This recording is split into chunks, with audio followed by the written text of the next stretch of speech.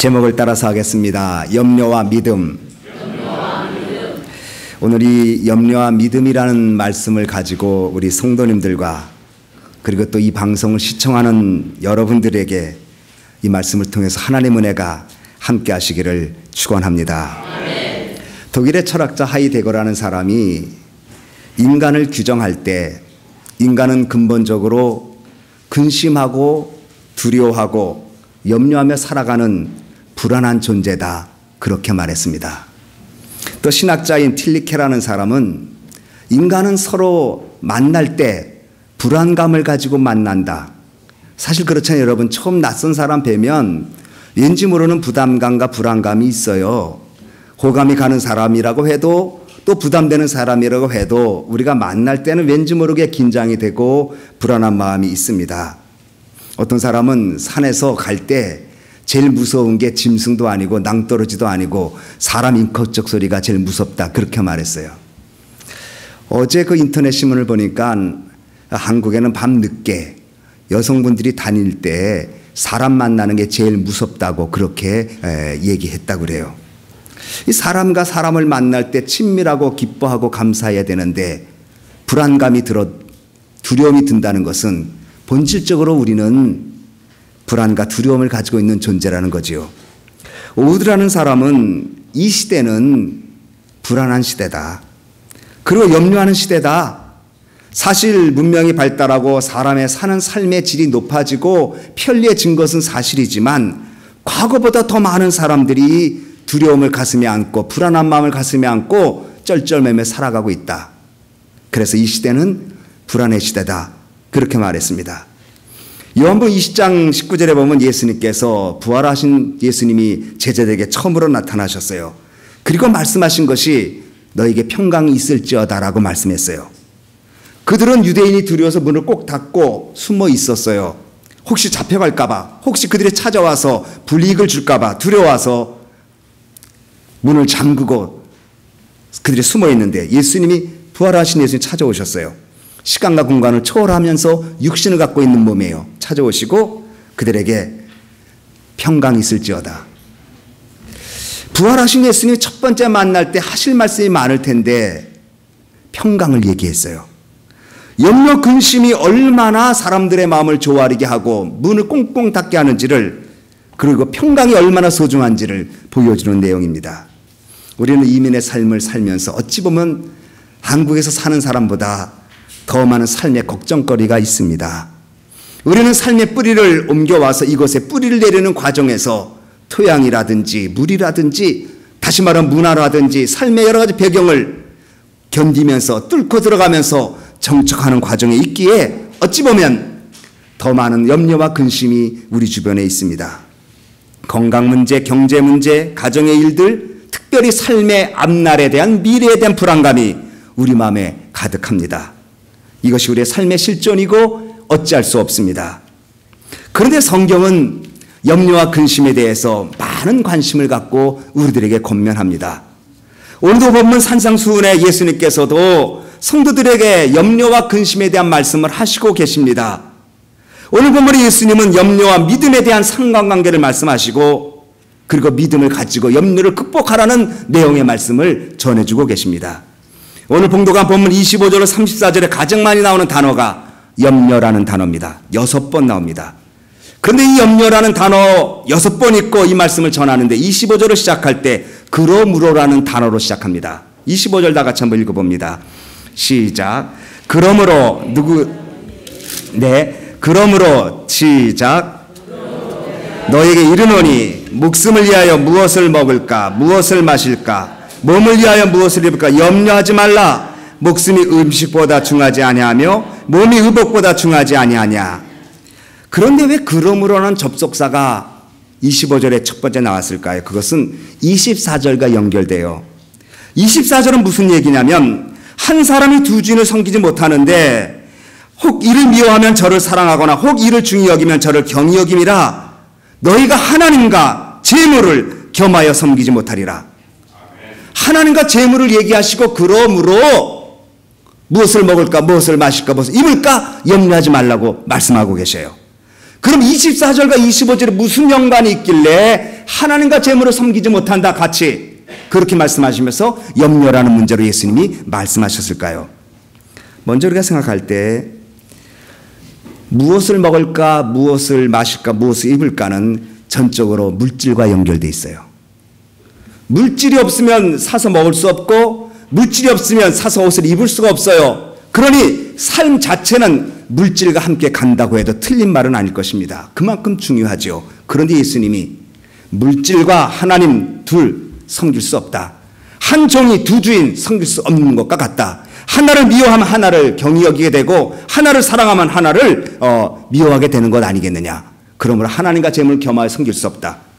이렇게 할 때 이 말씀 들은 제자들이 궁금했을 거예요. 아니 예수님, 물질 없으면 살 수 없는데 이 세상 모든 일들이 물질과 연결되어 있는데 물질 섬기지 말라, 물질 소중히 여기지 말고 하나님만 섬기려고 하면 우리 어떻게 먹고 어떻게 입고 어떻게 마시겠습니까? 이런 마음이 있었을 것입니다. 아마 예수님이 그것을 아시고 하나님과 재물 둘 섬기지 마, 못 섬겨, 하나님만 섬기든지 재물만 섬기든지 하라고 얘기하시면서 염려에 대한 이야기를 말씀하고 계십니다. 예수님은 본문에 염려의 일을 현재와 미래 두 개로 얘기하고 있어요. 25절은 지금 먹을 것, 지금 마실 것, 지금 입을 것을 얘기하고 계시고 미래의 일은 34절, 우리 34절 다 같이 읽습니다. 시작. 그러므로 내일을 위하여 염려하지 말라. 내일은 내일 염려할 것이요 한날 괴로움은 그날에 족하니라.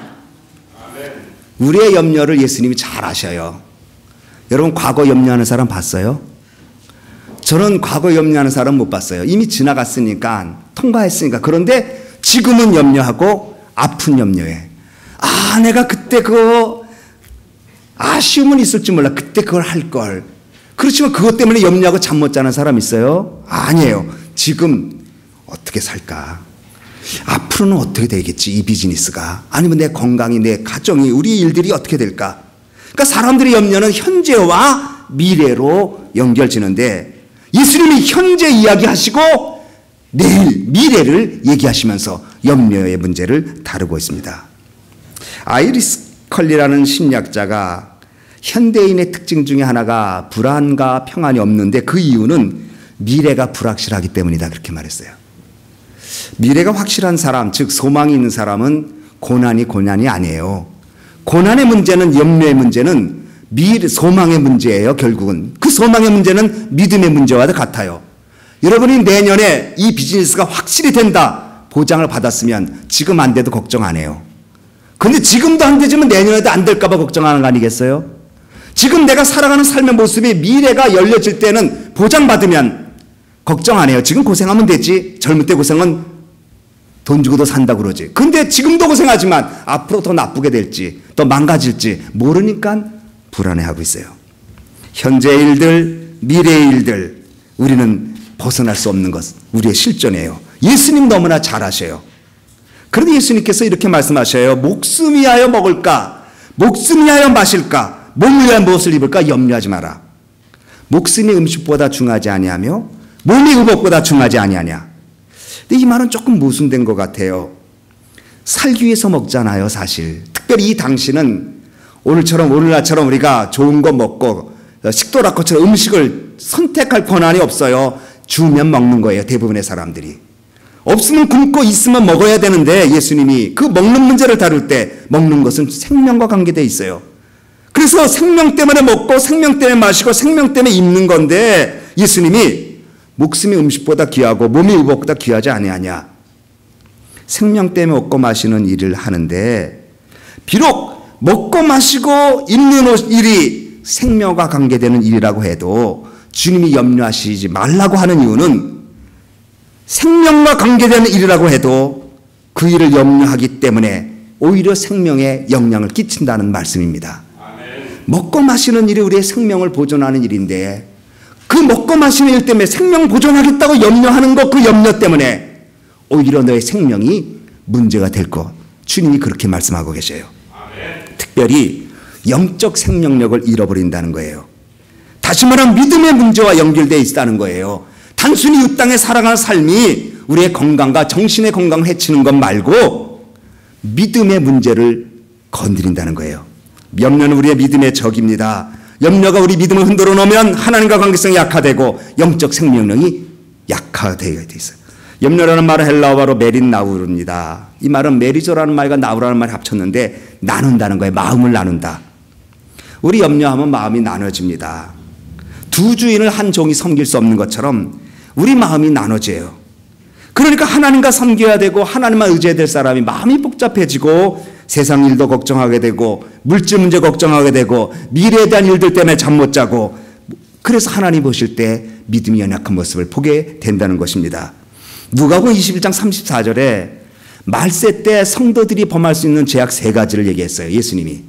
누가복음 21장 34절에 너희는 스스로 조심하라. 그렇지 않으면 방탕함과 술 취함과 생활의 염려로 마음이 둔하여지고 그날에 덫과 같이 너에게 임하리라.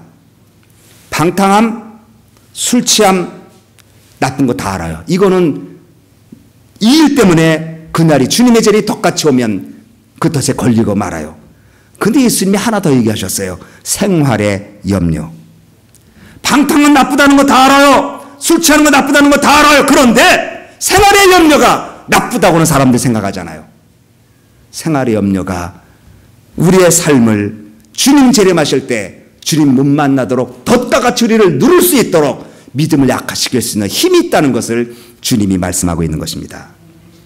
마태복음 13장 22절에 가시떨기에 떨어진 씨앗이 열매를 맺지 못하는 이유를 세상의 염려와 재리의 유혹 때문에 열매를 못 맺는다고 그랬어요. 그러므로 염려가 우리 안에 들어오면 믿음의 열매를 맺지 못합니다. 염려가 내 삶을 정복하면 하나님 기쁘게 하는 일들을 감당하기 어렵습니다.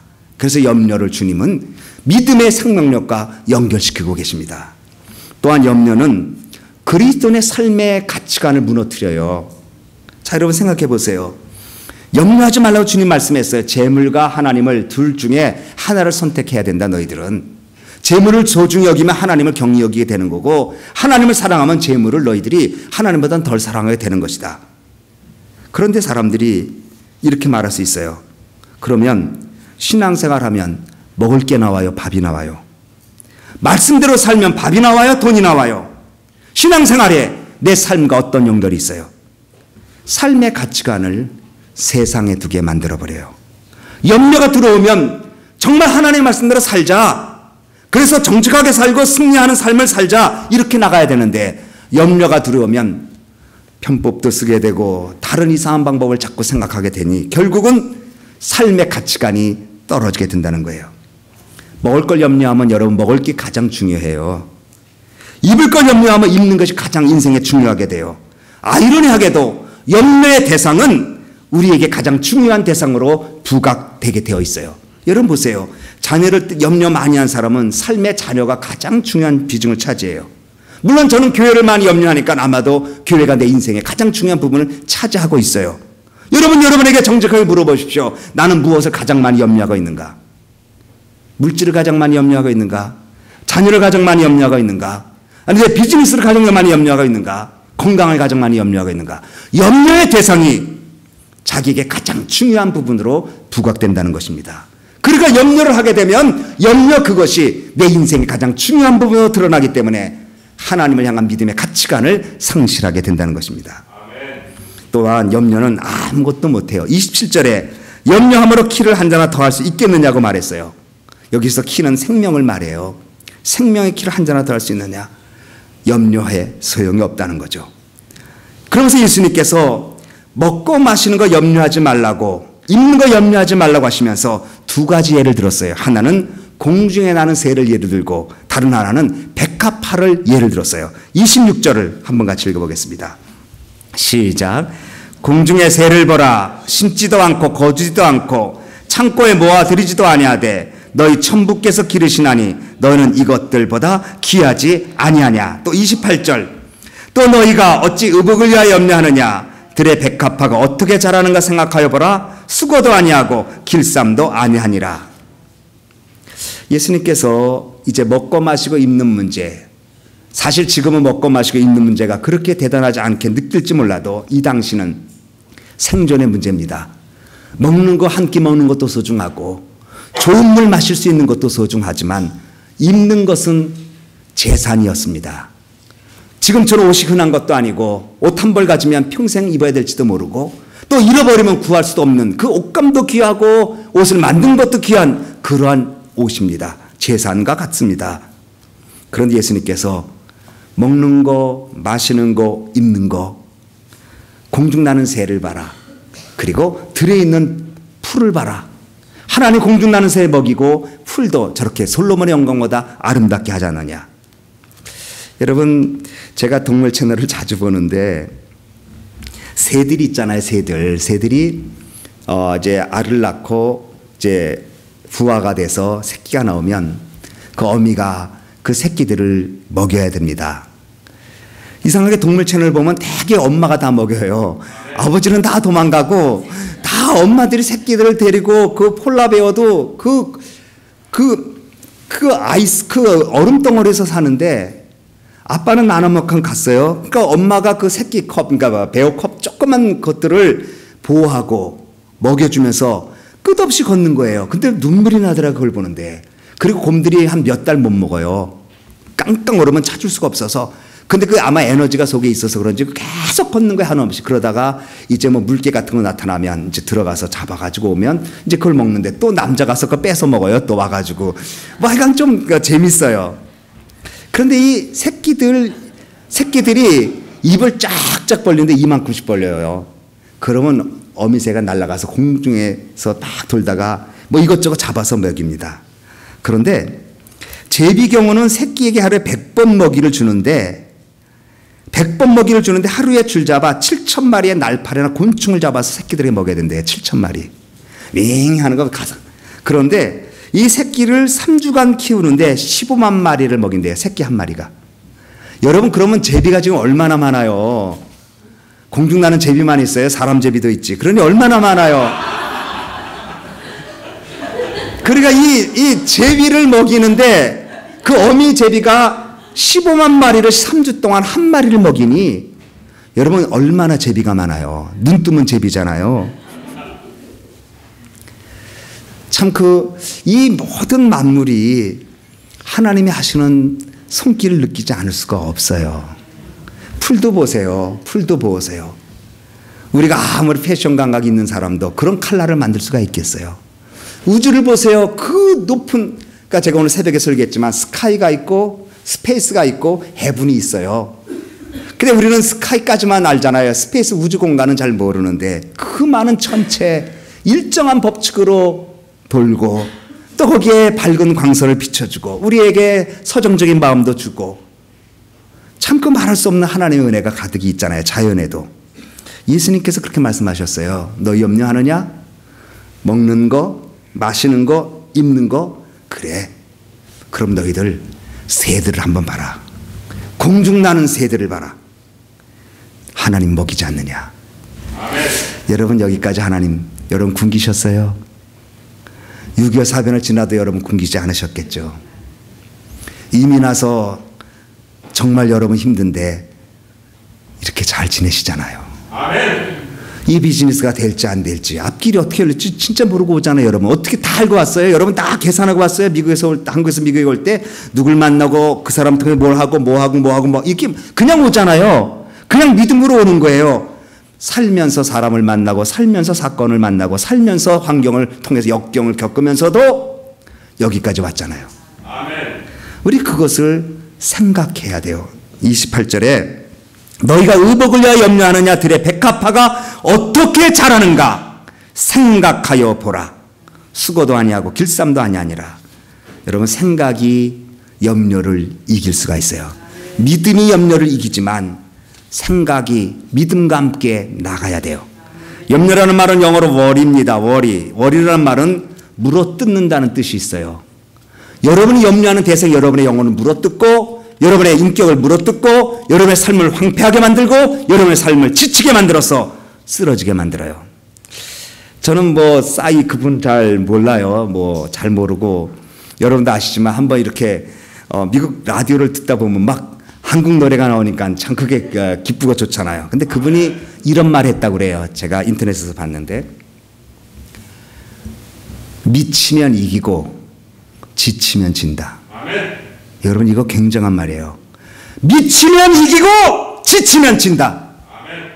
미친다는 말은 열정이에요. 아멘. 내가 그 일에 열정을 계속 갖고 있으면 이기지만 지치면 아유 끝났어 하면 진다는 거예요. 믿음 생활 똑같아요. 우리의 삶의 현장 똑같아요. 열정 갖고 있으면 이기고 지치고 포기하고 주저앉으면 지고 말아요. 생각해야 돼요. 그래서 생각을 잘해야 돼요. 염려가 내 삶에 들어오면 나를 물어뜯어요. 부부간의 관계도 물어뜯고 교인들 간의 관계도 물어뜯고 공동체를 꺾어버리고 말아요. 그런데 생각을 잘해야 돼요. 아멘. 그래서 하나님을 향한 생각을 생각하여 보라고 주님 말씀했어요. 믿음과 생각이, 믿음은 이 생각은 이성의 기능이지만 믿음은 영적인 기능인데 이것이 같이 가야 돼요. 아멘. 생각은 부정적으로 하고 죽겠다고 말하고 안 된다고 말하고 발발 떨고 부정적인 생각으로 가득 차서 생각으로 있으면서 믿습니다 하면 되겠어요? 믿음과 생각이 같이 가는 거예요. 아멘. 내일을 내일 염려하라고 주님 말씀하셨어요. 내일 일을 염려하라는 말씀이 아니에요. 미래의 일은 미리 짐작할 생각하지 말고 그 미리 짐작할 생각 때문에 염려를 만들어서 내 나를 물어뜯지 않도록 하라고 주님 말씀하시는 거예요. 아멘. 예수님은 오히려 적극적으로 염려하기 전에 먼저 그 나라와 그 일을 구하라고 말했어요. 염려가 다가오면 염려 없을 수 없죠. 그러면 먼저 그 나라와 그 일을 구해야 돼요. 더 많이 기도하고 더 봉사하고 내 생각을 하나님께 두도록 말씀에 집중해야 돼요. 그런데 그렇게 하지 않고 교회 생활 좀 열심히 하세요. 아, 나 염려가 너무 많아서 뭐 교회 와도 너무 지쳐서 안 돼요. 지치면 어떻게 한다고 했어요? 저요. 지치면 저요. 그러니까 여러분 삶의 문제들이 많을수록 교회 생활을 잘해야 돼요. 믿음 생활이 적극적이에요. 그런데 반대를 하고 있어요. 우리는 힘들고 어려우면 다 뒤로 쳐져요. 제가 어제 우리 뉴스 그룹 이제 교육관에 토요일 날 가서 주보도 만들고 사무도 보고 그러는데 항상 토요일 날 우리 뉴스 그룹 아이들이 찬양 연습을 해요. 얼마나 열심히 하는지 몇 시간씩. 그럼 제가 옆에서 말하는 걸 가끔 컨닝을 하고 들어요. 근데 그날도 어제 이제 우리 주승이랑 학생들이 동그랗게 앉아서 성경을 먼저 보는 거예요. 그 조그만 우리 파랑난 꼬맹이들이 얼마나 예쁜 줄 몰라요. 그런데 이제 주승이가 이런 말을 해요. 제가 그 영어 다 알아들었다고요. 그러면서 자기는 교회가 너무 중요하다. 애들 동그랗게 앉아서 우리는 하나님의 영광을 위해서 살아야 된다. 제가 야 우리 교회 됐다. 마음에 너무 기뻤어요. 그래서 내일 저녁 먹었냐 그랬더니 집에 가서 먹을 거예요. 7시 반까지 연습했대요. 제가 눈물이 났어요. 정말. 이 꼬맹이들 다 앉혀놓고 찬양 연습하기 전에 성경을 하나씩 다 읽어가면서 돌아가면서 얘기하는 거예요. 근데 이제